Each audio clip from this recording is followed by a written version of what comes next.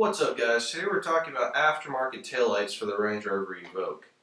As some of you probably know, aftermarket lighting options for this vehicle are limited. So limited, in fact, I'm pretty sure these are your only option. Today we're going to install them.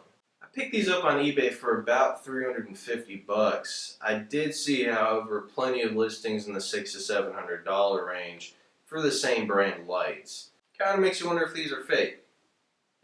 They did arrive properly labeled in a box with the right part number and all that good stuff. And they appear to be of decent quality. So if I have any complaints about them, you guys will be the first to know. And all you really need is a Phillips and a flathead screwdriver. Start with the flathead and pry off this little access cover.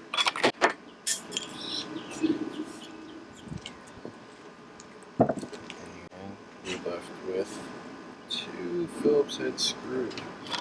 Take those out.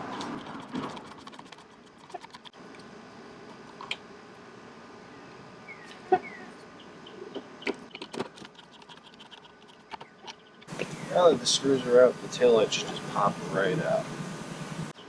Once you've got the taillight out, all you have to do now is disconnect the pigtail that goes to it. Just like that. Comes off very easily, and then you have the taillight out.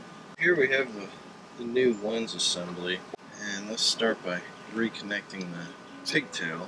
Yep, everything looks right there.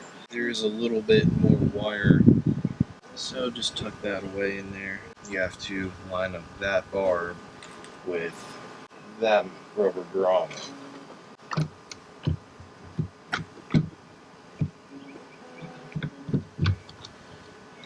Alright, it's in place, and it looks good.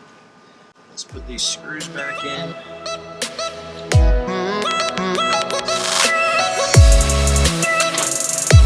Of course.